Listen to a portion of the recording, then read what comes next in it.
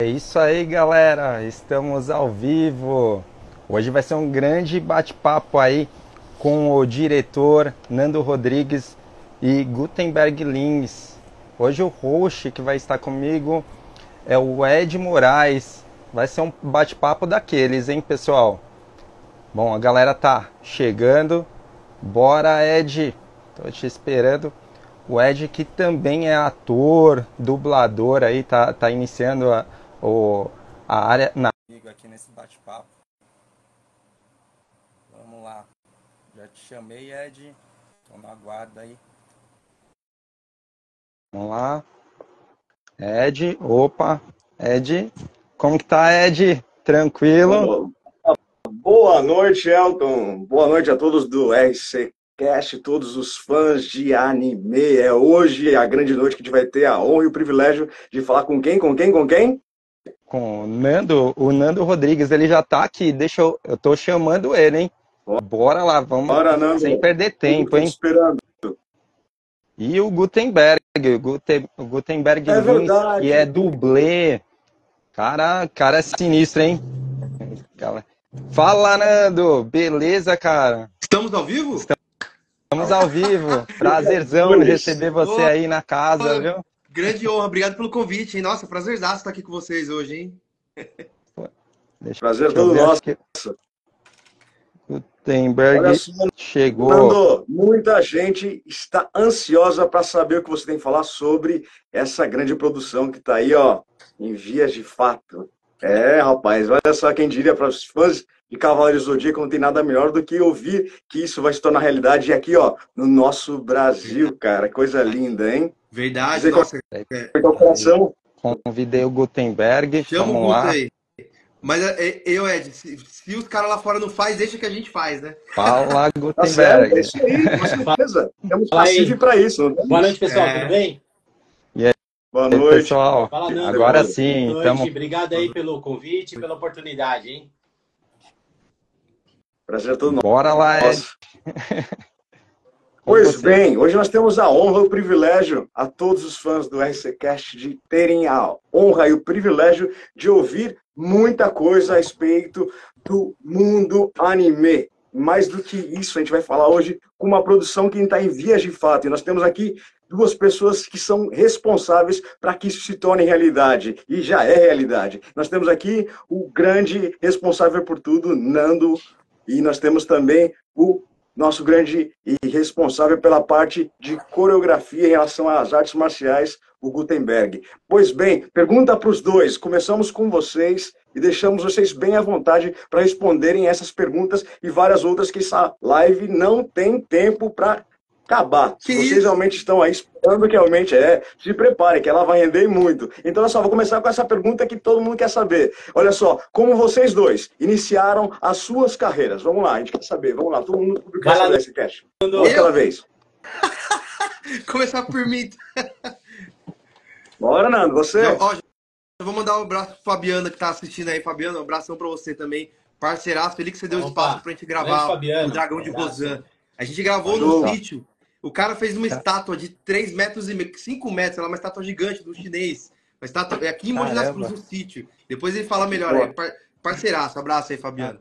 Bom, vamos lá. Contar um pouquinho do início da carreira. Eu sou publicitário, tá?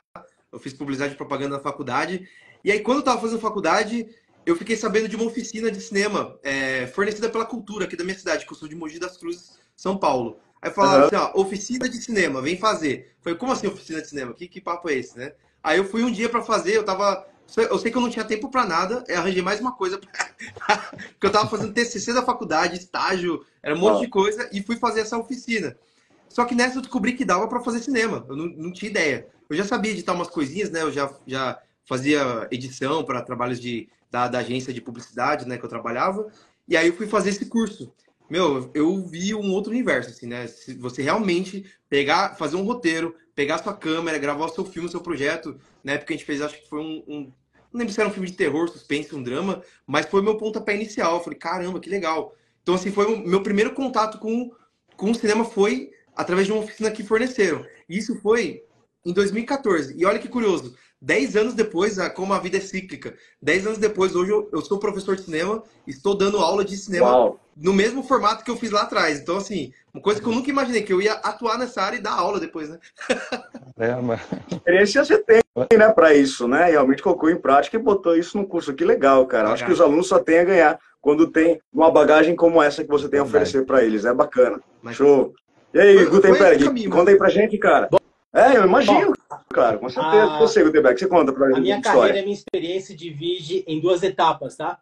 A primeira, quando eu iniciei nas artes marciais, né, com 15 anos, né, praticando alguns meses de karatê, depois eu vindo a praticar o Kung Fu e conhecer mais a cultura chinesa, né? Então, contando a data de hoje aí, são mais de 30 anos praticando essa arte marcial. E aí, uma outra fase da minha vida foi a partir de 2007 que eu ingressei no ramo do cinema como dublê, né? Totalmente amador, né?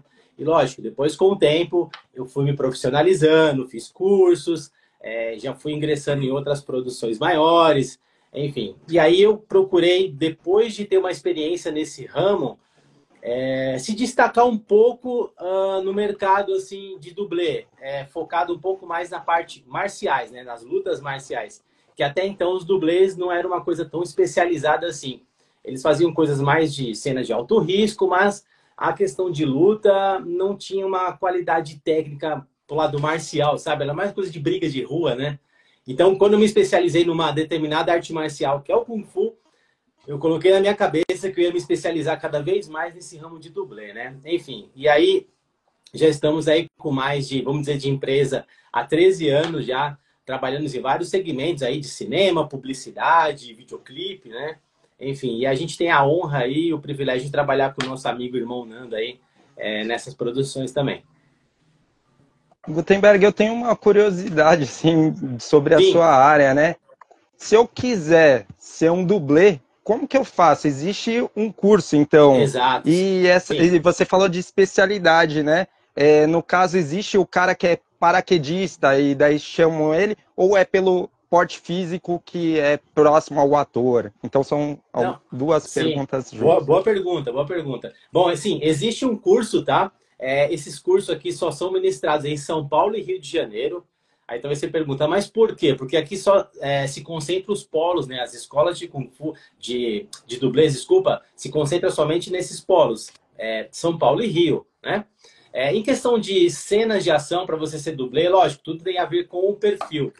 Mas quando você vai fazer um curso, por exemplo, se você é um cara que já pilota, manobra carro muito bem, cara, você pode entrar numa área de dublê que nem todo mundo é bom, sabe? E que precisa de muita gente no mercado para trabalhar com isso, na questão de veículo, tô dando um exemplo, porque não é a minha especialidade, né? É como você citou aí também. E se você já trabalha com esportes radicais, puxa, mas tem tudo a ver com questão de dublê, né? E arte marcial também, né? Enfim, então se você entrar no curso de dublê sabendo uma arte marcial, sabendo alguns esportes radicais, você vai ter muito mais proveito do curso, sabe? Vai se qualificar e até se destacar perante outros dublês também, entendeu? Nossa. Isso é muito top, cara. Eu falo pra você porque eu sou artista marcial, né? Não tenho, acho que, o mesmo conhecimento que você, porque eu sou karateca, você iniciou como karatê, né? E eu digo, sou faixa preta em karatê, eu digo pra ti que é uma honra e um privilégio, né? Hoje em dia, passar adiante o conhecimento que a gente muitas vezes idealizava em relação a ver alguém com uma faixa preta, né? Poxa, eu vi várias celebridades aí que eu vi que tem a oportunidade, o próprio ator principal, né? A questão do Tung aqui, que é um atleta teu, né? Que você preparou para fazer a questão desse live action. É tão bacana você ver a realização do teu trabalho através de uma pessoa que você preparou, né? Eu acho que não tem preço para realmente pagar esse trabalho que foi feito por você e que continua sendo feito pela essa questão de produção em relação a nada mais nada menos do que desenvolver esses profissionais realmente como você faz. E a gente tem algumas pessoas em comum, cara, que eu digo que é o Eng, fez curso comigo, cara, recentemente. Sim, legal. Que teve fazendo... Não, o mundo é muito pequeno, né, cara? E o Yuri, o Kesman, também acho que faz Kung Fu contigo ou já fez Kung Fu contigo? O Eng, o Avatar, ele é professor de Kung Fu, mestre, ele é dublê da minha equipe, né? A gente trabalha junto, somos Olha só, da tua também. equipe. Que 10. Sim. E tu conhece o Yuri também, porque se não me engano, ele é artista marcial, ele faz Kung Fu, se não me engano, né? Yuri é o dublador? O dublador, exatamente. Sim, eu já o fiz filho do live com ele. É o Yuri Trooper, né? Do Karatê, né? É ele que você tá falando? Se não me engano, é Chessman, se não me engano, não é isso, Elton? O nome do Yuri, se não me engano, eu acho que o nome artístico dele é o Yuri Chessman, se não me engano. Que é o filho do Renato Márcio. O que fez agora, recentemente, no live action da Pequena Sereia, o Sebastião. Nossa, não sei se a gente tá falando do mesmo Yuri. Inclusive, até agradecer o Yuri, que foi ele que indicou o pai para fazer o Mestre Ancião. O Mestre Ancião do Dragão de Rosan é o Renato Márcio. Tá? O universo Cosmos tá agindo a favor aqui. Bacana, né? Muito pequeno esse, né? Que legal, que legal. Eu já trabalhei, olha só, um comentário aqui, eu já trabalhei em grandes produções, tá? Muito grandes mesmo. Mas eu fico muito mais feliz quando eu trabalho em produções independentes, a gente sente uma outra energia, sabe? Uma outra energia de proximidade, de carinho, respeito, que a gente não vê entre profissionais de grandes produções. Em grandes produções você vê quem é mais próximo, são o elenco do diretor, sabe? Muita gente ali não tem um certo acesso, né? Mas numa produção independente, a gente sente essa energia boa, a gente sente esse carinho, essa proximidade, todo mundo colabora, todo mundo, sabe, conversa, se junta, aprende um com o outro. Então, isso acaba se destacando aí de outros tipos de trabalho, né? E eu me sinto muito bem trabalhando em produção independente, né? Nando, deixa eu fazer uma pergunta para você agora. Como que você seguiu essa linha de cultura pop, cultura nerd, assim? Ele influenciou todo o processo, né? Por que essa escolha? Por que você não foi para outra área? Ah, sim. Eu não vou dizer que eu sou preconceito, mas assim, pra você ter uma ideia, no cinema, eu participo de muitos festivais, mostras e tal, né? E o pessoal, eles têm uma linha, assim, mas é drama, terror, suspense. E querendo ou não sei as coisas da vida, igual a gente fala do cosmos da vida, a gente acabou seguindo essa linha mais nerd, geek, filmes de ação e tal. Eu tenho alguns outros projetos, né? A gente pode até comentar mais pra frente, tipo o Klaus, que é um curta de terror, que ganhou vários prêmios e seleções internacionais, né? Mas, assim, isso tudo vem da minha paixão da vida, que é esse universo. Eu cresci raiz, TV Manchete, assistindo lá, sentado... a gente fala isso, a molecada hoje não entende, não tem ideia do que é você sentar na frente da TV e esperar dar 5 horas da tarde para assistir o seu desenho favorito. Ou você disputar com a sua mãe para assistir o Disney Cruise no SBT, que ninguém nem... Cruise, tchau, não tem nem ideia do que é isso.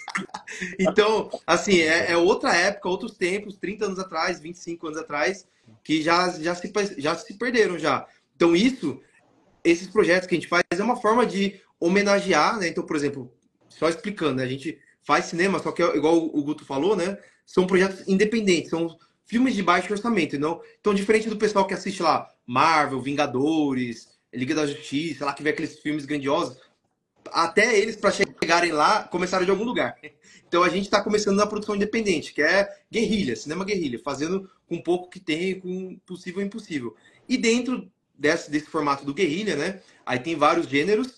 O nosso é o gênero do fan-filme. Alguns dos projetos são fan-filmes. O que são? São filmes feitos de fã para fã. Então, uma forma que eu, como cineasta, encontrei para homenagear as obras que eu amo tanto. Então, por exemplo, de fan-filme a gente fez A Lenda de Fênix, que foi o primeiro projeto baseado no Cavaleiro do Zodíaco. A gente fez o longa-metragem do Doug na vida adulta, lá do Doug Funny. Então, assim, é uma forma que a gente encontrou de homenagear essas obras que marcaram a nossa infância, né? Então, é mais ou menos esse o porquê de eu fazer esses filmes desse nicho nerd geek. Porque, é uma coisa que eu amo. Eu cresci pintando... não sei se vocês pegaram aquela época de revista de colorir, só que era da Marvel, né? Então, tipo, eu sofri muito preconceito porque eu levava isso aí na escola. Então, eu levava mas também. Isso aí. Entendeu? Que legal. Mas quando você fala em relação ao preconceito...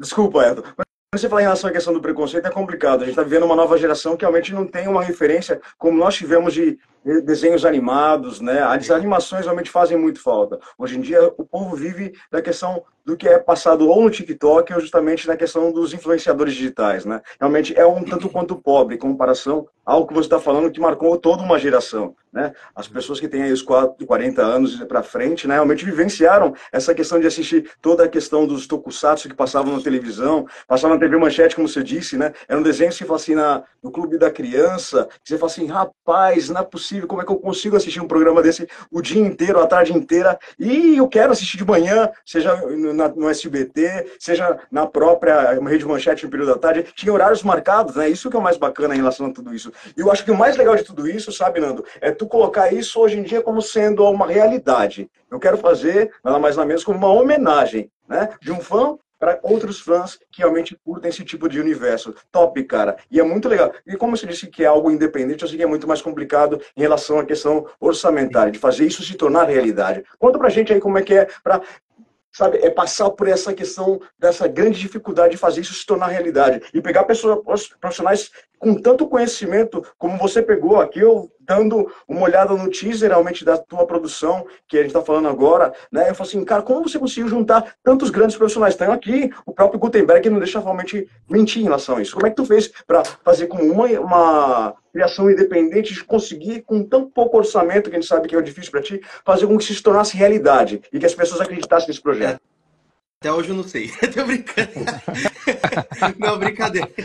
Ó, só um comentário aqui, o BG Razioli comentou que o Doug era apelido por causa do narigão. Eu também, por isso que eu sou o ator que faz o Doug, por causa do tamanho da napa, tá? Só um comentário aí. Mas, ó, cara, realmente, assim, é lógico que a gente vem numa escalada, vamos dizer assim. Então, eu vejo o cinema como um projeto de carreira. Lógico, eu tenho a minha produtora, eu tenho os clientes que a gente atua também. A gente faz vídeo institucional, comercial, rede social e tudo mais. Mas o cinema, ele é um projeto de carreira, né? E muitos vivem do audiovisual. Tanto é que a gente tá no Instagram aqui, que é audiovisual. Então, é o consumo da mídia o dia inteiro, né? Então, o audiovisual, ele tem várias vertentes. E o cinema, ele já é uma realidade, sim. Só que assim, no cinema independente é muito difícil, porque é aquele negócio, vamos dizer assim, um raiz, você tem que batalhar por aquilo que você quer, e aí, conforme a gente vai evoluindo, né, nos nossos conhecimentos, a gente vai descobrindo outros caminhos. Então, no começo, realmente, eu bati muita cabeça, principalmente no primeiro projeto, que foi A Lenda de Fênix.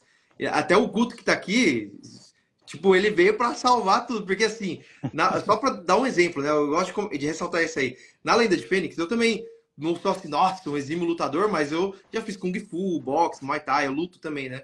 E aí, na Lenda de Fênix, eu fui o Ikki, né? Eu fui o ator que interpretou o Ikki de Fênix. E aí, eu e o outro colega, nós, do jeito que a gente sabia, com o conhecimento que a gente tinha na época, de uma forma totalmente autônoma, nós criamos a luta lá, né? Tipo, a gente se esforçou, vamos dizer assim, e ficou legal até. Só que, totalmente errado, porque a gente tava se dando porrada no set. Até que teve uma diária lá, acabou a diária, eu tava com essa parte aqui, ó, do antebraço tudo roxo. Aí ele falou assim, que foi? Mas vai chorar? Eu falei, não, mano, eu acho que ele tá fazendo errado aqui. Só que é o conhecimento que a gente tinha, não posso me julgar, entendeu? Aí depois da Lenda de Fênix, até a Milena, que é minha noiva, um beijo pro meu amor também, comentou aqui, ó, como que eu conheci o Gutenberg. Eu literalmente na cara de pau, falei assim, depois desse primeiro projeto foi bem legal, mas eu acho que tá faltando algumas coisas, talvez pessoas, conhecimentos. Eu comecei a fazer um monte de curso para aprimorar os meus conhecimentos do cinema, mas eu sabia que tinha pessoas que poderiam fornecer essas parcerias, né? Foi aí que eu fui atrás do Gutenberg, que ele pode até falar melhor, né? Que aí eu falei assim, pô, para ser um bom diretor de cinema, eu tenho que saber um pouquinho de cada nicho. E se eu gosto de fazer filme de ação, que tem luta, eu tenho que aprender a lutar pro cinema. Aí eu fui fazer o workshop do Guto, né? Eu falei assim, ó, tenho esse filme aqui, eu tô pensando num próximo já, que é do dragão e tal. Expliquei pra ele, pô, o cara mó humilde, o maior dublê de ação do Brasil, falou, não, vamos aí, tamo junto. Eu falei, pô, caramba! E aí eu fui fazer o workshop dele, né? Daí lá ele aprende um monte de coisa, um monte de técnica que eu não tinha nem ideia, tem um jeito certo de cair, que eu caía, batia, ela me estrupiava, eu sei que tem um jeito, você passa o braço por baixo, não sei o que e tal. Até o jeito de manusear a arma é muito específico, é um outro universo dentro do cinema. Então, são vários departamentos dentro do cinema. E a gente vai aprendendo, né? Aí o Guto que pode falar melhor ainda. Fala aí, Guto. Foi um momento bem especial quando a gente se conheceu, Porque assim, eu me vi no Nando, sabe? Eu vi o esforço que ele teve em relação ao primeiro projeto, o carinho, dedicação. Como ele mesmo acabou de falar, ele fez com as ferramentas que tinha na mão. Ele fez com o conhecimento que tinha na cabeça naquele momento, né? Então, eu vi pelo esforço dele que eu merecia estar embarcando com ele nisso. Falei assim, não, eu quero também embarcar com isso, né? E questão de produção independente, que eu falo para vocês, além de ter uma boa energia no set, né? Você tem uma coisa que não tem preço, se chama liberdade. De você fazer o que você quer fazer, mas respeitando o fã, respeitando aquela determinada obra, enfim. Então, por ser uma produção independente, né? Eu fiquei muito feliz também de poder contribuir, colaborar com essa produção do projeto, né? Eu já trabalhei em grandes projetos, assim, que eu via diretores trabalhando de uma maneira totalmente errada, sei lá, um personagem, ele queria a cena da ação daquele jeito, mas nada era viável, nada muito prático, assim, sabe? Não adianta você falar, não, peraí, olha só, não é assim que funciona, tal. Não, mas o filme é meu, então vai ter que ser desse jeito. Entende? Então, infelizmente, há pessoas assim no meio do audiovisual que tem a cabeça um pouco fechada para algumas coisas, tá? Enfim, algumas coisas têm cabeça fechada, algumas coisas faz no relaxo, de qualquer jeito, entendeu? E eu sou uma pessoa muito detalhista, sabe? Eu sou até muito chato comigo mesmo. E isso eu acabei herdando da minha prática com o Kung Fu, né? Eu sou muito detalhista comigo, com os meus alunos. Então, eu gosto de ser muito prático e objetivo, sabe? Então, quando a gente teve essa aproximação, eu e o Nando, né? Ele veio... E ele foi muito sincero comigo, falou assim, olha, eu preciso realmente aperfeiçoar nesse segmento, conhecer um pouco da luta, tal, enfim. E aí, quando a gente se conheceu, né? Ele teve essa oportunidade de também treinar no grupo do workshop, e ele me estendeu o convite. Poxa, eu fiquei muito feliz também, né? Enfim, a gente já está aí já há alguns anos, né, Nando, nessa batalha aí, até a gente ter concluído a missão agora, né? Nossa, assim, a gente começou essa pré-produção, bota aí pelo menos uns 5 anos, vai, que a gente tá na pré-produção, no sentido assim, de tentar levantar verba, de preparar a equipe e tudo mais. O Ralph... O workshop foi em 2018, né? Foi final de 2018. Aí 2019 a gente falou, vamos começar, né? Eu até fiquei com medo do Ralph ou ficar careca ou ficar com cabelo branco, né? Caiu o Shiryu. Eu falei, tanto que demorou. Eu falei, cara... Mas fluiu, assim, com muitas batalhas. Se não for igual Cavaleiros, não tem porquê. Tipo, tem que ter batalhas, tem que cair, levanta mais forte, igual os Cavaleiros de Atena. Tem que ser assim, né? Sim. E muita gente chegou a fazer alguns comentários com a gente, né? Falando assim, o projeto de vocês vai dar 10-0 naquele projeto de Hollywood, que não sei o que e tal. Ó, desde o início, a gente nunca pensou em querer, eu falo por mim também, e por estar muito próximo do Nando, ninguém quer fazer nada para competir com ninguém, sabe? E o trabalho que foi feito em Hollywood tem o seu valor, tem o seu apreço também, né? O que a gente realmente quer fazer é algo independente, com a realidade que a gente tem hoje e com o carinho que os fãs têm à obra, né? Então, isso é o mais importante, a gente fazer as coisas sem querer competir com ninguém. Se tal fulano daquele lado fez e errou, beleza. Nós aprendemos com erro também. Se a gente errar, a gente aprende com nossos erros, né? Mas em nenhum momento a gente quer bater de frente, superar, nada disso, entendeu? Nada disso. A gente está aí desfrutando esse momento agora, né? Gutenberg, você já fez muitos filmes, séries, né? Já fez bastante coisa. Qual papel mais te emocionou, assim, qual trabalho, né? Mais te emocionou que você lembre? Assim, é difícil um dublê se emocionar, tá? É mais fácil um dublê estar com adrenalina a mil. Existe escolhas, assim, tipo, eu quero fazer isso e você consegue fazer uma trajetória? Sim, tipo, para chegar naquilo? Por exemplo, eu vou trabalhar no filme do Missão Impossível, daí tem uma seleção e você entra nessa seleção? Ou não, o diretor que puxa? Não, olha só, muitas coisas que eu trabalhei, tudo foi acontecendo de forma muito natural, tá? Muito natural mesmo. Eu nunca cheguei para diretor ou produtora pedir trabalho, por favor, me dá um trabalho, me dá uma oportunidade, tal, enfim. Muito pelo contrário, muitos diretores com quem trabalhei, me tornei amigo, né? E eles até mesmo falavam, poxa, meu, legal, saber de alguma coisa aí, vamos manter contato, vamos conversar, a gente, quem sabe, já preparar um novo projeto. Mas, assim, tudo na minha vida foi fluindo tudo de maneira muito natural, sabe? Muito natural mesmo. A gente tem algo na arte marcial que a gente trabalha muito a questão do companheirismo, né? Então, a gente respeita muito as pessoas que estão à nossa frente, que tem mais experiência que a gente na profissão. E eu sempre fui um cara que, quando eu comecei na minha área de dublê, eu sempre respeitei quem já estava na minha frente, entendeu? É lógico que quando eu já tive uma certa experiência, o que eu quis fazer, algo diferente que ninguém estava fazendo, que era explorar mais a temática das artes marciais nesse segmento de dublê, entendeu? Então, tudo foi acontecendo muito natural, sabe? Um projeto, um trabalho acaba chamando o outro, a gente vai conhecendo outras pessoas também, enfim. Então, respondendo a sua pergunta, assim, não tenho como te dar uma resposta muito clara, tá? Mas eu posso estar trabalhando numa grande produção amanhã, no dia seguinte estou fazendo um curta-metragem totalmente independente, né? Então, o nosso trabalho está aí para atender grandes projetos ou pequenos também, né? Não importa.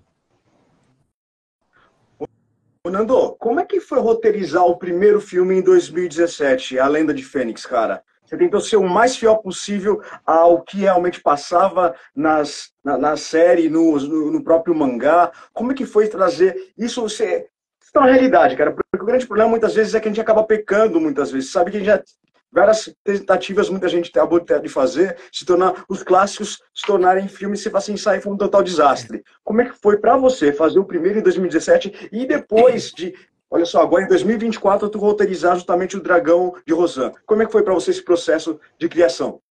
Cara, foi muito doido, porque assim, anime é muito difícil de você adaptar para live action. Então, por exemplo, a gente pensa em uma obra de quadrinhos ou de mangá e adaptado para um live action. Então, você assistiu Os Vingadores, ele é uma obra era da HQ. Eu cresci assistindo, não existia filme ainda. Tipo, tinha, sei lá, o Superman de 78, o Batman do Michael Keaton, uma coisinha ou outra assim, não existia. Aí depois fizeram o X-Men, aquele Homem-Aranha, o Tobey Maguire. Foram fazendo aos poucos, né? Então, algum momento as coisas começam de algum lugar. E Cavaleiros não tinha, assim, tipo, tinha aquele Dragon Ball Evolution lá, que todo mundo fala que é um desastre também. Então eram poucas obras de anime que foram bem retratadas em live action. Seja fanfilme ou hollywoodiano, assim, né? Então eu tinha mesmo esse receio. Eu falei assim, quer saber? Eu vou respeitar o material original, mas tentar colocar um pouco da pitada minha, né? Então, assim, eu bebi muito da fonte do que foi feito no anime. Então, eu coloquei, por exemplo, eu foquei no Ikki de Fênix, a história do Ikki. Que ele começa como vilão, depois se retrata e vira um dos protagonistas. E ele tem essa carga dramática muito pesada por causa do passado dele com a Esmeralda. Então, até algumas cenas que eu peguei. A gente fez quando a gente foi definir os planos, né, os enquadramentos, eu peguei esse quadro a quadro, realmente. Tem uma cena que o Ikki e a Esmeralda correm no jardim lá, que tem um jardim na Ilha da Rainha da Morte. Eu fiz igualzinho, até os planos, com plano contra plano, tentei retratar igualzinho o anime também, né, os enquadramentos, para retratar essa homenagem para os fãs. Então, o filme é isso, né? E por ser independente, igual o Guto falou, a gente tem essa liberdade criativa. Então, assim, eu quis fazer realmente uma homenagem, assumir. Então, até que eu sou um ator, e eu poderia ter colocado a minha voz, até para valorizar meu trabalho como ator. Mas eu também entendo que eu sou um fã, e eu, como fã, gostaria de ver a dublagem que marcou tanto. Até que todo mundo fala que a dublagem de Cavaleiros foi a virada de chave na história da dublagem nacional. Então eu falei, pô, eu vou fazer um filme do Ikki, tem que ter o dublador do Ikki. Então eu fui atrás do Leonardo Camilo, que hoje em dia virou meu amigo e tudo mais, é parceiraço aí. E consegui também na cara de pau, igual conseguiu o Gutenberg. Se não for cara de pau, você não consegue nada. Então, assim, a dublagem também foi uma parte importante, os efeitos visuais. Mas a parte de roteirização foi muito delicado. Porque até para minha interpretação, à época, eu só tinha feito alguns cursos de teatro, né? Cursos livres, e ainda não era um ator formado. Depois que eu fui buscar uma formação e tudo mais, né? Mas à época eu não tinha uma referência visual de como fazer um filme mesmo do Cavaleiros. Então eu busquei muito fazer a minha interpretação em cima da interpretação de voz do Leonardo Camilo. Então eu fiz assim, como que seria esse personagem do desenho numa vida real? Eu não sou o Ikki, eu sou um cara extrovertido, animado, alegre, que fala pra cima, minha voz é média. Mas o Ikki ele já fala assim, já com a voz impostada. Então, tipo, não tem nada a ver. Então a minha interpretação, junto com o roteiro, junto com um monte de coisa, foi tentar fazer voltado para essa retratação do anime, do mangá, para um live action. Foi muito difícil. Então, assim, a primeira coisa que eu fiz como roteiro foi basear no clássico, que é o principal. Eu estudei, reassisti todo o anime, li alguns mangás também. E aí fiz o principal também, coloquei coisa nova. Então, se você só copia, não fica legal. Então, eu coloquei a minha cara como diretor também. Então, eu coloquei algumas coisas novas também. Foi isso. Top. Pergunta Top, para cara. os dois. As influências de vocês, quem são? Vai lá, Guto. Quer falar, Nando? Vai você.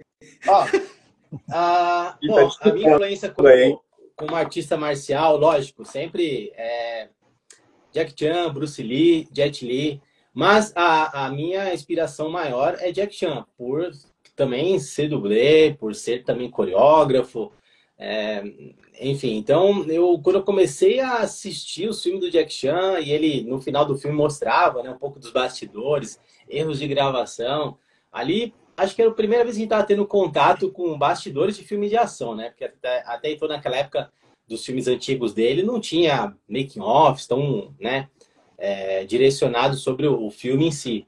Mas, assim, minha grande inspiração foi o Jack Chan e sempre vai ser. Ah, que da hora. Você falou do Jack Chan, mas você citou o Bruce Lee. Só para comentar também, eu cresci assistindo o filme do Bruce Lee com meu pai. Acho que foi a minha grande referência. Eu lembro que o primeiro dinheirinho que eu ganhei, sabe quando você ganha dinheirinho da vovó no Natal? Foi a primeira vez que eu gastei dinheiro com outra pessoa, eu somei lá R$ 20 aqui, 30 dali. Aí eu não lembro quanto foi, acho que eu gastei, acho que foi uns, sei lá, uns R$ 80. Comprei um box do Bruce Lee na lojas americanas, eu lembro disso até hoje. E dei pro meu pai de presente, quando eu tinha, sei lá, uns 14, 15 anos. Fiquei anos juntando e comprei, dei de presente pra ele. E aí... Só que na época eu não entendia, porque, tipo, um DVD era Bruce Lee com 2 Es, outro era Bruce Lee com I, outro era Bruce Lai, outro era Bruce Liu. Aí eu não entendi, mas no final ele só tinha, acho que uns 3 filmes. Os outros eram todos os cover que fizeram. Eu não entendia nada na época, eu era criança, né? Mas pra mim a referência foi o Bruce Lee, de artes marciais e tal, assim, né? Mas, assim, cinema hoje pra mim é muito Marvel, Vingadores. Esses filmes de heróis eu adoro, assim. Eu, tipo, assisto todos de primeira mão, assim, né?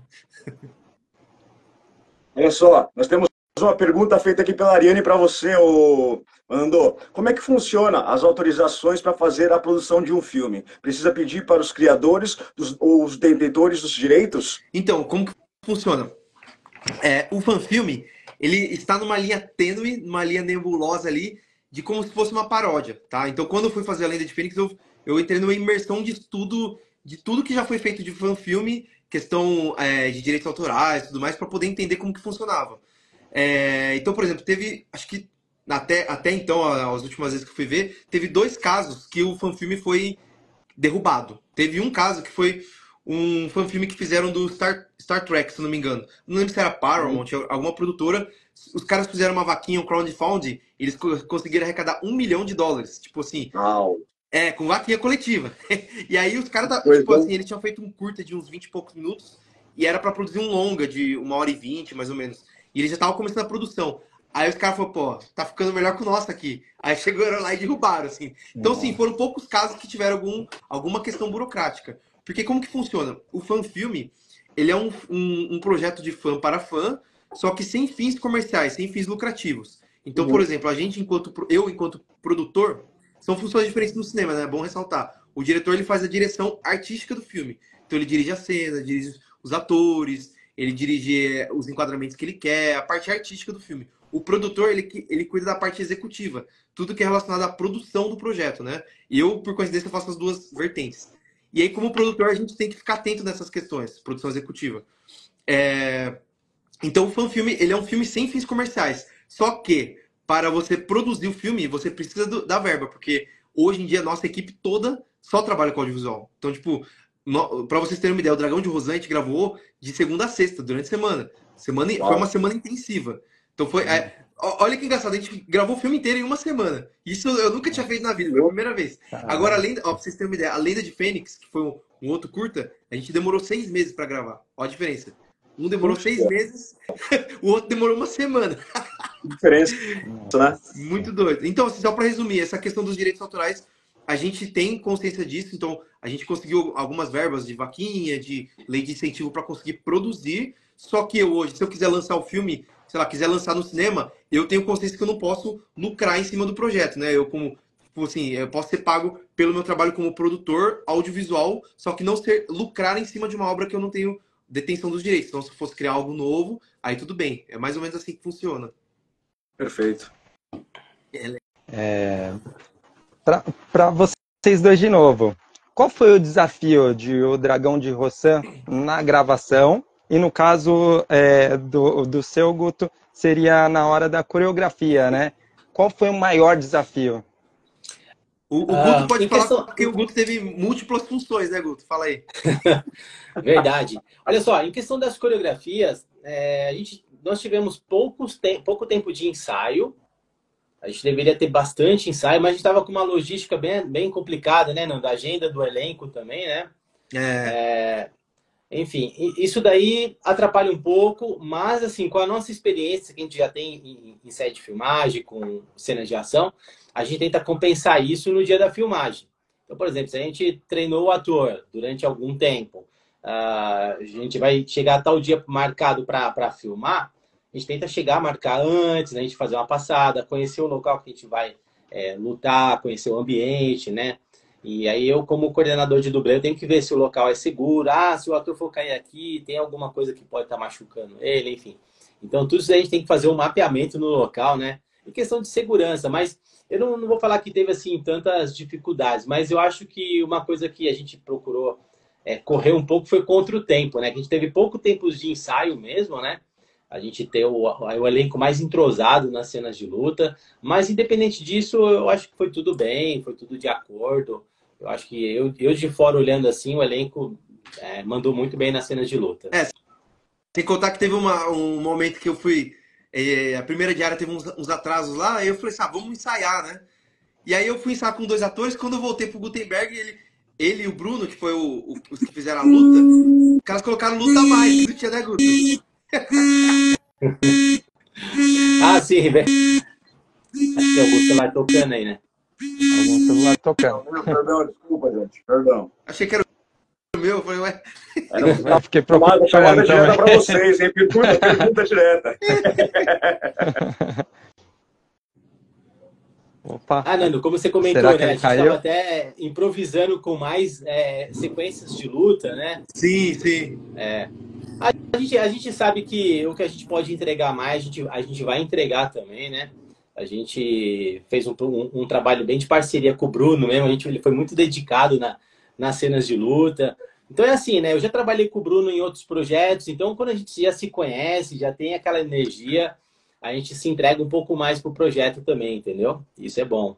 O Bruno é o Bruno Sangregório, né? Que é dublador e ator, né? Vou comentar que ele esteve aí com vocês já, né? Presencialmente. É verdade. Abração pro Bruno, porque... Poxa, Bruno, abração, Bruno. nosso. Bruno, ele é dublador, diretor de dublagem lá, dono do Brasil hoje, sócio lá, sei lá. E aí o cara largou tudo pra vir com a gente no meio do mato, gravar, sair na porrada com o Gutenberg. Foi o vilão do filme. Mano, humildade, assim, 100%, mano, parceiraço. Só tem gratidão pra ele. Poxa. Olha só, temos uma pergunta aqui para você, Nando. O pessoal tá aqui, animado com as perguntas, viu só? Essa ligação foi justamente fazer uma pergunta ao vivo para ti, olha só. E a pergunta cara, tá pensando aqui. Tá vendo só? A gente tá bombando aí. O Carlos aqui tá perguntando para vocês o seguinte, principalmente para ti, Nando. Qual foi a motivação para tu fazer esse segundo curta teu, né? O Dragão de Rosan, e quando? Fala pra gente quando é que ele vai ser lançado. Pergunta do Carlos. Mandar um abração pro Carlão aí. Tem um negocinho dele aqui. Qualquer coisa eu posso mostrar no final. Tem uma surpresinha aí. Boa. Poxa. Então, seguinte. O Dragão de Rosan, por que eu fiz o filme do Dragão de Rosan? Primeiro eu fiz o filme do Ikki, mas eu não queria falar, mas o Shiryu, ele é o meu personagem favorito. Do mundo, assim, não é nem só de Cavaleiros, mas da vida toda. Tipo assim, pega Marvel, DC, filme de drama, o Shiryu é o meu personagem favorito da vida. E aí eu sempre quis fazer uma coisa dele. Porque eu comecei com o Ikki, nem eu sei responder. Mas eu queria fazer o filme. Mas eu queria fazer o filme do Shiryu. E aí eu falei assim, não, vou fazer um roteiro. Tanto é que até um amigo nosso, que é o Alan, ele fala assim, cara, na época que a gente tava pra gravar o Dragão, eu falei, mano, esse roteiro tá guardado a 7 chaves, que roteiro é esse? Que nunca ninguém viu. Eu tava guardando o roteiro. Por que acontece? Como que funciona a produção independente? quando eu escrevi a primeira versão do roteiro do Dragão de Rosan, eu tinha algumas ideias de como eu queria. Então, por exemplo, eu queria que tivesse uma cabana pro Shiryu estar vivendo. Tem várias coisas. Só conforme vai evoluindo, assim, eu falei, mano, eu não vou conseguir construir uma cabana chinesa do zero, de taipo lá, e sei lá, como que eu vou fazer isso? Não tem como, de bambu, sei lá. Não tem como fazer. Então, cai cabana. Não, vou gravar o filme inteiro na frente da cachoeira. Eu descobri que é quase impossível conseguir uma cachoeira do jeito que eu queria, de queda alta de 30 metros, e gravar uma semana lá, um mês lá. Tchau, cachoeira, a gente dá um jeito. Então, assim, várias coisas foram se adaptando. Então, o roteiro foi adaptando em cima da produção. Lógico que eu, como roteirista, diretor e produtor, eu posso ter essa liberdade de mexer no meu próprio roteiro. E aí eu tive muita contribuição também do elenco, do Bruno Sanguiagora, que deu uma baita de uma força para a construção de alguns... da própria história dos personagens, com a experiência dele também, que ele também é cineasta, né, diretor de cinema também. Então ele ajudou muito. O próprio Alan, que é amigo nosso, cineasta também, está no filme com a gente. Então a gente fez uma... O Guto também deu várias contribuições, o próprio Ralph, que fez o Shiryu. Então, assim, o roteiro ele foi uma construção coletiva. Então, apesar de ser um filme de um personagem que eu amo, o sonho da minha vida, todo mundo assumiu como o próprio sonho também. Isso que é o mais legal. Que até o Guto falou aí, que é um trabalho independente, a gente pode ter essa liberdade de trabalhar de uma forma colaborativa e criativa. Então, assim, tem projeto que fala assim, o roteiro é esse, ponto e acabou. Vai lá, decora suas falas e grava. O meu intuito como diretor nunca foi esse. Lógico, assim, tem a questão hierárquica do set, mas eu quero sempre ouvir coisas que vão agregar. Então, se o ator fala assim, putz, essa fala aqui não tá encaixando, o que você acha de colocar isso aqui? Então, a gente tem que estar ouvindo, porque quem vai viver o personagem é o próprio ator. Então, o outro dos vilões, que foi o vilão principal do filme, que é o Eric, é o meu irmão, é o Raul Dimas. Ele é ator formado lá pelo Wolf Maia e tal. E aí ele também trouxe a construção dele como vilão. Ele falou assim, eu falaria tal coisa aqui. O vilão, o Bruno também trouxe umas contribuições como roteiro. Então, assim, tem que estar aberto para fazer a história. E foi assim que surgiu, pelo menos, a ideia da escrita do Dragão de Rosan. Totalmente colaborativo e coletivo, porque sozinho ninguém faz cinema, isso é fato. Guto, qual foi assim a experiência de fazer o Mestre Doku, né? Você que estava por trás, né? Costuma fazer, né? Ali a desenvolver com os atores toda a logística de luta, e agora você era o ator mesmo que estava ali na frente. Como que foi para você? Bom, eu já tirei aquele meu lado professor, né? Que eu já dou aula já há mais de 20 anos, né? Então o Nando foi me orientando a respeito do personagem, né? Ele me passou o roteiro, foi me dando algumas orientações, me deu algumas referências também do personagem para eu estar assistindo, né? Enfim. Mas eu fui buscar uma coisa mais do lado daquela paixão da arte marcial, né? Um grande mestre, sábio, né? Que tem domínio da sua luta, que já percorreu já toda uma trajetória de vida aí, né? Em batalhas. Então eu acabo encarando um pouco a minha vida também, sabe? De muita luta, né? Muita dedicação de ensinar. Então, como eu falei, eu dou aula já há mais de 20 anos. Então eu me vi um pouco no Doku e acabei abraçando o projeto e com muito carinho, muita dedicação também, né? Eu tive muita ajuda do Bruno Sanguiagora, que no set me ajudou pra caramba. Além da gente fazer essa grande parceria na luta, nós fizemos uma parceria muito, muito próxima na questão da atuação também, né? E claro, o Nando na direção aí, né? Também deu todas as coordenadas para nós. E foi um trabalho, assim, prazeroso. A gente curtiu muito, sabe? Então eu gosto de cada projeto novo, cada desafio. Eu gosto de desfrutar aquele projeto, aquele momento, aquela oportunidade, né? Estar do lado das pessoas também. E eu acredito que foi algo que eu pude aprender e estou sempre disposto a aprender mais também. Eu vou fazer uma pergunta em cima dessa aí, Sim. Guto. O que é interessante é o seguinte, né? Uma coisa é bastidores, né? Ficar realmente fazendo a realidade se tornar né, na tua frente, né? A magia acontecer. E outra coisa é você fazer parte da magia. Cara, o que te faz ficar com friozinho na barriga? Diz aí, das duas experiências que você teve. Não me faz, assim, ter frio na barriga, mas me faz eu ser um cara mais chato. Como eu falei pra você, eu sou um cara muito perfeccionista. Então, a cada tomada, a cada take, eu faço uma cena, eu já quero me olhar ali, eu quero me ver para ver se eu estou errando alguma coisa. Se eu não tenho como ver, eu não tenho acesso à imagem, sei lá, pelo tempo do set ali, eu pergunto para alguém de fora, como é que tá? Tem alguma coisa que eu fiz? Não tá legal? Então, nós tivemos aí a a parceria com o Daniel, grande dublê também, estava no set de filmagem, e ele foi acompanhando nos bastidores ali a questão da nossa luta, né? E como eu estava atuando também, eu não tinha como sair, sabe, da cena e ir lá para ficar olhando no monitor do Nando. Então, o Daniel, nossa, me ajudou pra caramba também. Então, assim, quando eu tô trabalhando em frente às câmeras, eu gosto de deixar sempre alguém da minha equipe de fora e falar, ó, se eu fizer algo que não tá legal, pode me falar mesmo, entendeu? Então, eu gosto de trabalhar assim, com humildade, com sabedoria. Eu sei que se eu não tô vendo um erro meu, talvez alguém olhou, né? Então, é dessa maneira aí. Mas nada que faz eu ficar com frio na barriga, como você falou, né? Mas é questão de ter... de se dedicar muito ao que eu tô fazendo, entendeu? Foi Top, desafiador cara. usar armadura e lutar ainda. Isso para os dois, né? Porque vocês dois usaram, né? Sim, Como que sim, foi sim. isso? Então, eu já Olha estou só que top. acostumado já em alguns projetos, tá usando algum tipo de armadura, né? Alguma vestimenta que acaba te limitando em alguns movimentos, né? Enfim, mas no caso do Dragão de Rosan aí, a gente tava com uma baita armadura aí. Também quero mandar um abraço aí pro Gabriel, que da Forja Comic, que fez um trabalho incrível aí.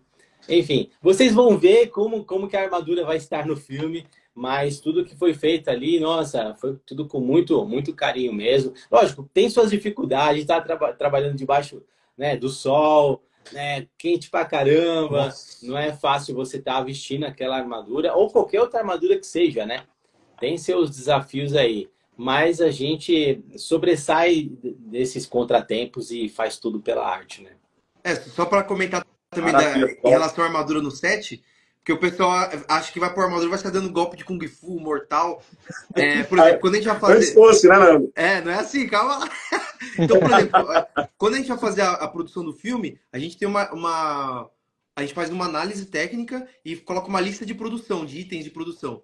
Para vocês terem uma ideia, todas as cenas que a gente ia gravar que tinha armadura, tinha um tópico que era o banquinho da armadura. Por quê?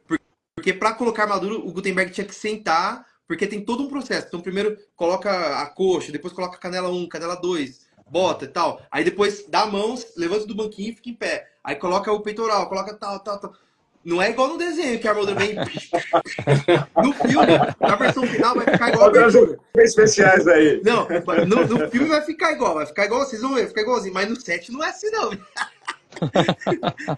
Do banquinho, tá certo, é isso aí. Né?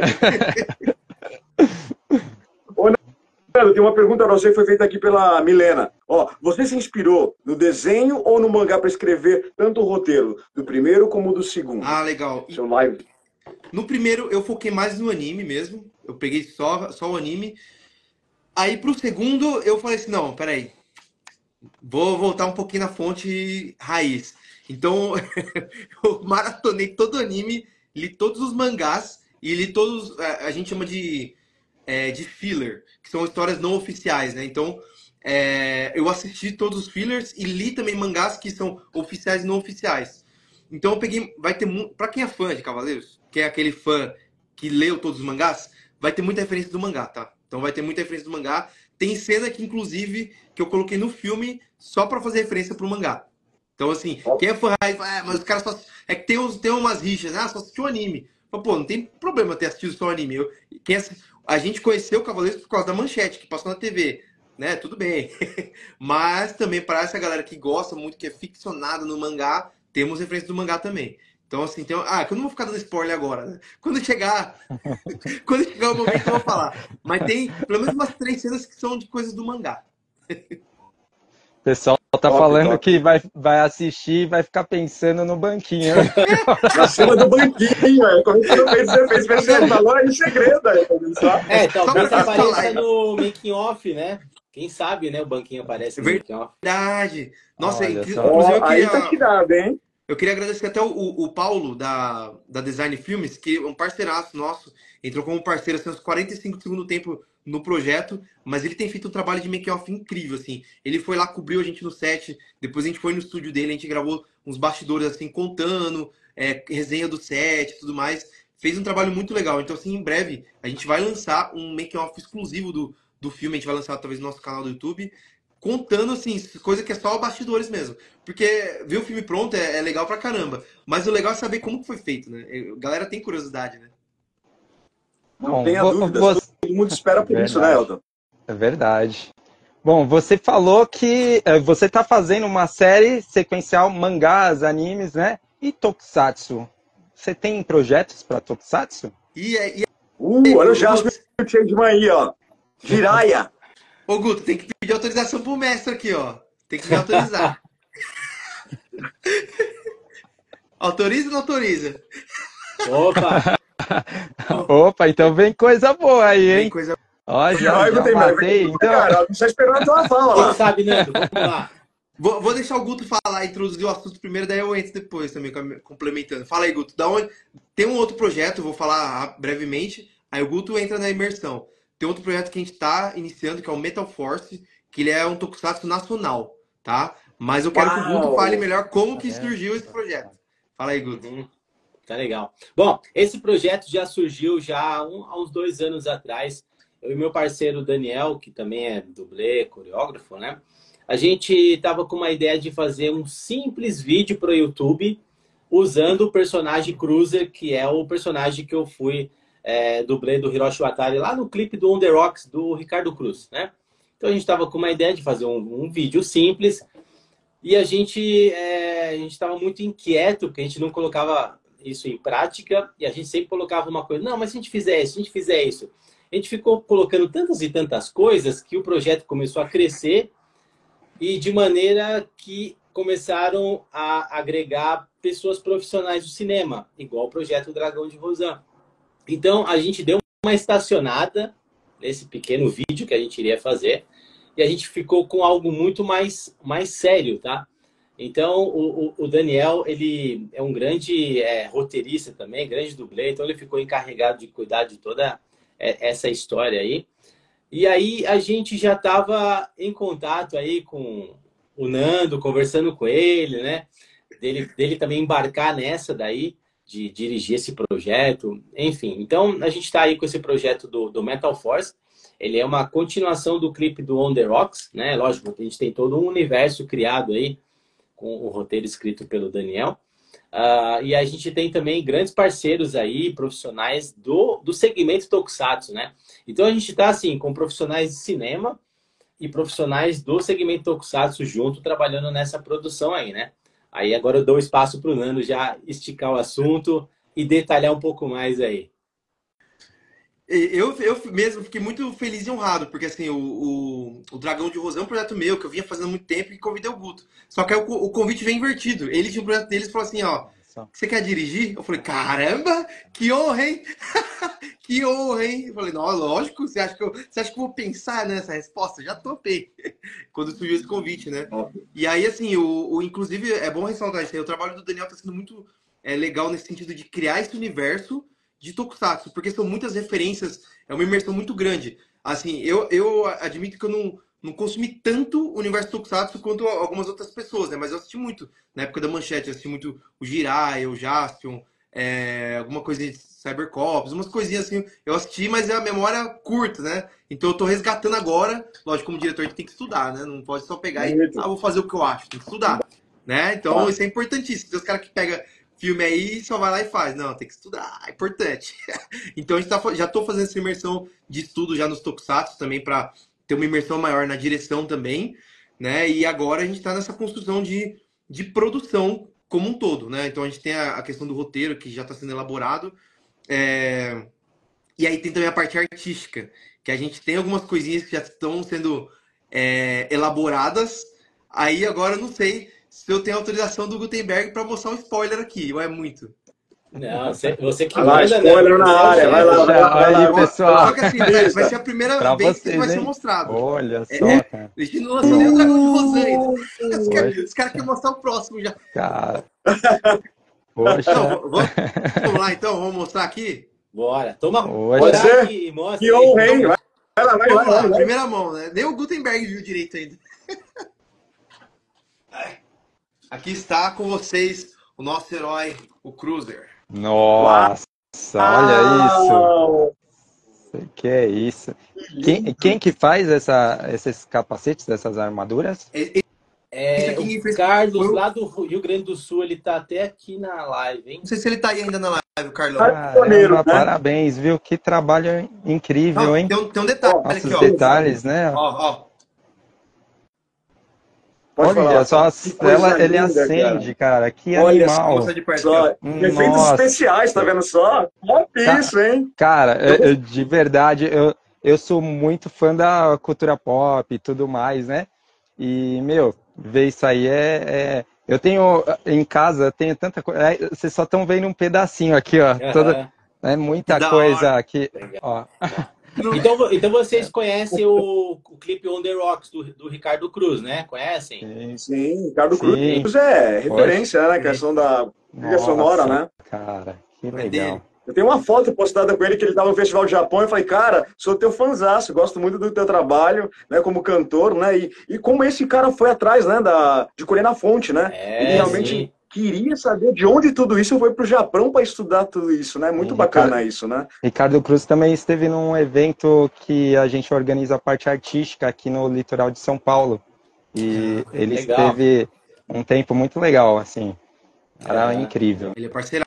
E eu Nossa. já vi um desses capacetes, sabe, que foram feitos pelo Carlos na casa do Toshi Gashira. Ele tem lá, né, Massa. coisas que são Sim. feitas justamente pelo Carlos. E eu tive a honra e o privilégio de tocar, sabe? Aquela coisa tipo, o cara fala, não é possível, sabe? Coisa massa. Quando você tava aí, né, segurando, eu falei, cara, meu. Eu parecia criança, né? Quando eu peguei aquilo na mão, eu falei, meu Deus, eu segurando a cabeça do Jaspion. Aquela coisa do tipo assim, sabe quando foi cortada a cabeça do Magai? Uhum. Aquela coisa Cortou, assim, ficou na sua sabe? mão, assim, né? Lembra que o Jaspion cortou bem assim? Eu falei, meu Deus, que coisa bacana, sabe? Muito top, Tem gente, mais que um legal. aqui, quer ver? Que pode mostrar também? Já vamos mostrar lá. Já estamos aqui. Mostra, vai lá. Ó, esse aqui, só para reforçar, né? Esse aqui é o personagem, é o Cruiser, ele é o herói interpretado pelo nosso mestre Gutenberg Lins. Tá comigo aqui. E agora Autógrafo, hein? Autógrafo, queremos, hein? vou mostrar para vocês o vilão, que é o Cronos. Cronos tem a ver em relação ao Deus do Tempo, que vai ser interpretado pelo Daniel Paes, nosso mestre também. Esse aqui. Uau, Nossa, que top, cara. Olha só isso. Que trabalho perfeito, caramba. né, cara?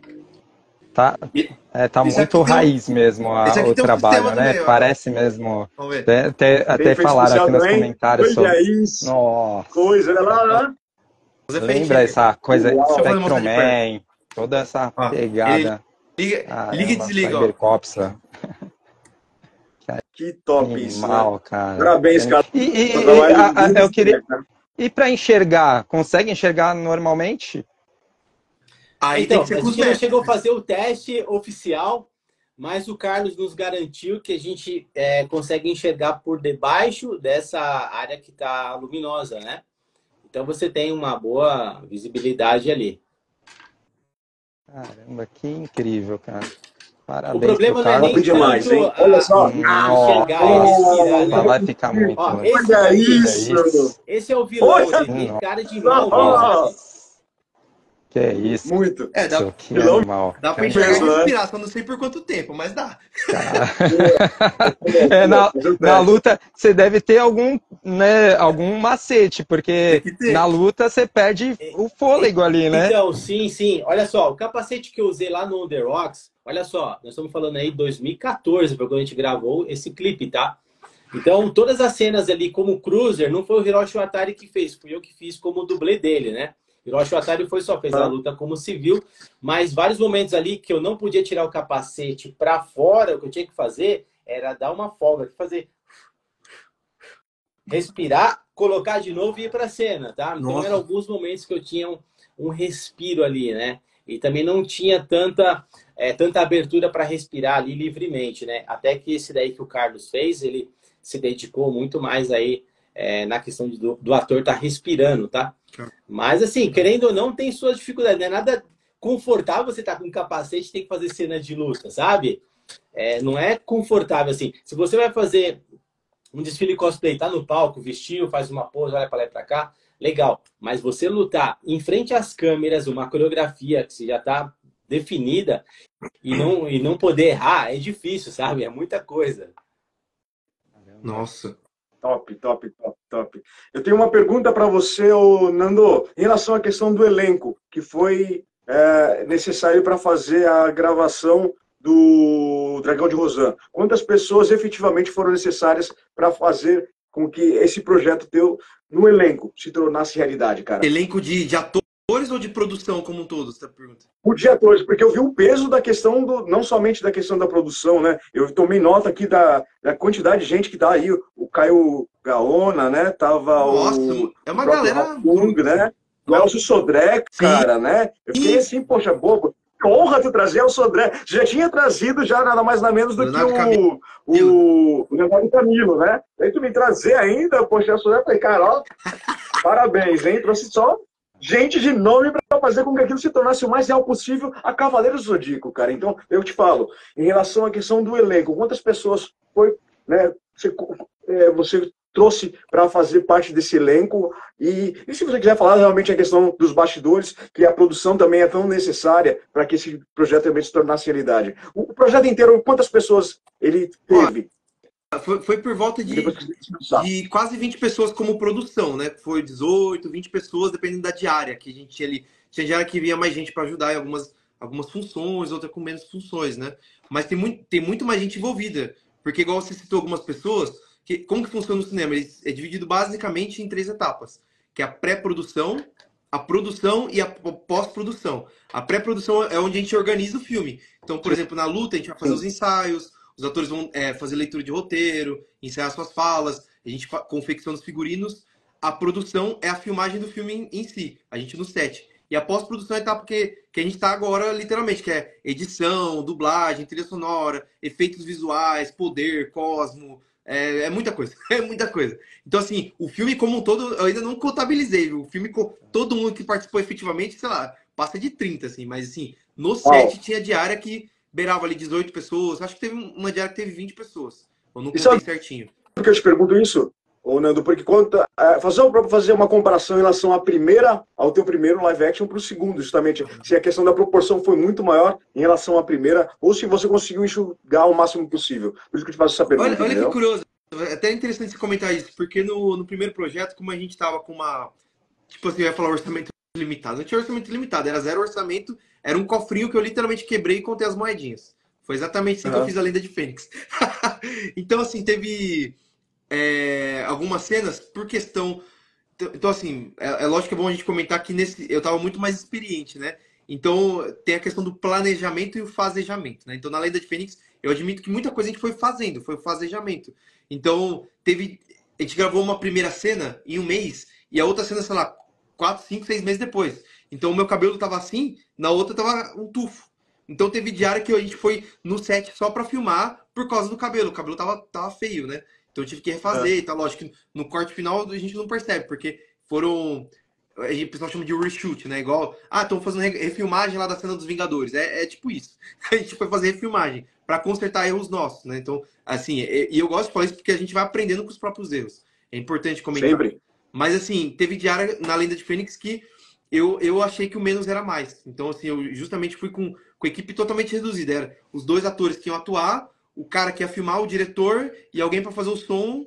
Só, a gente foi em um carro com 5 pessoas. Literalmente, a gente foi só para fazer algumas cenas de luta, algumas cenas de reshoot. Então, assim, são projetos de escopo diferente. Agora, nesse, como a gente estava mais organizado, todo mundo que estava no Dragão de Rosan estava com uma função, ou até mais de uma função, por ser independente, né?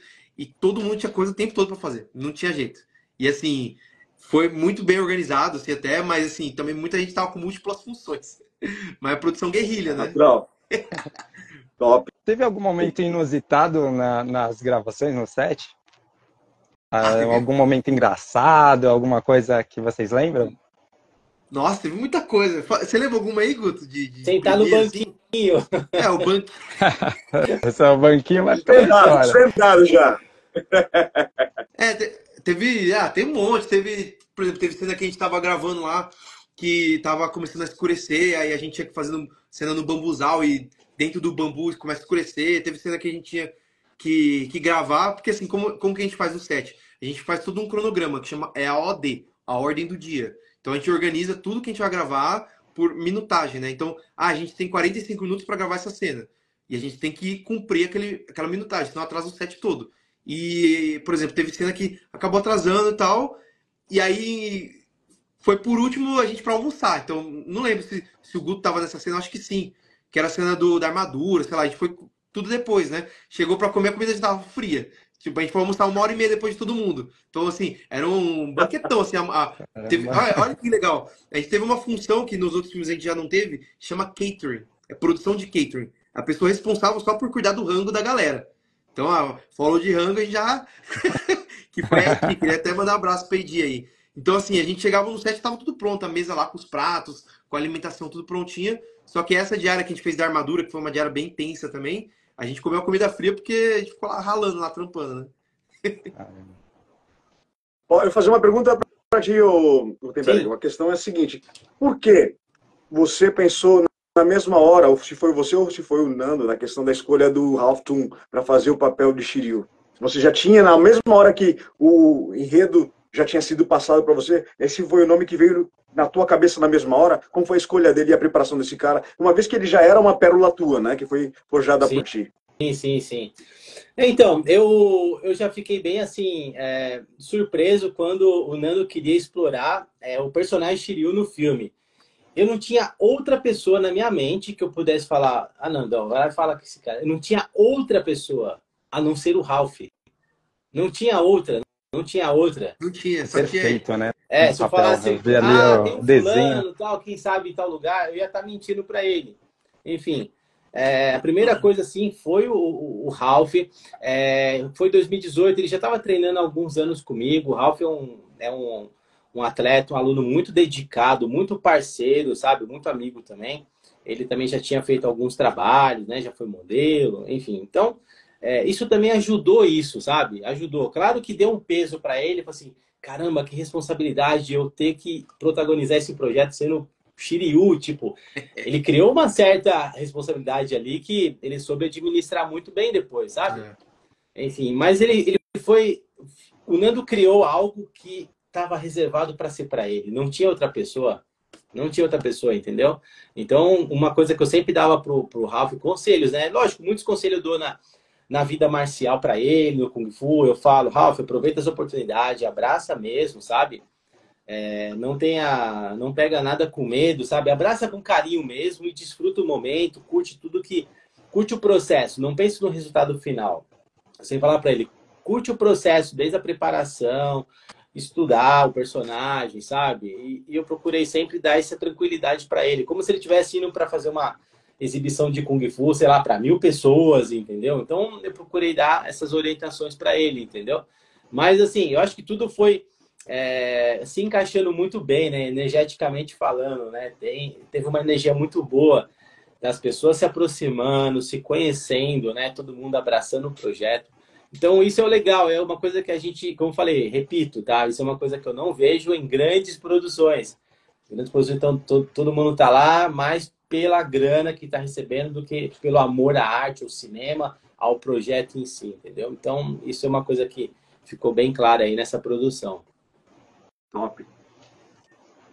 Pessoal, estamos chegando ao fim, né, de mais um bate-papo.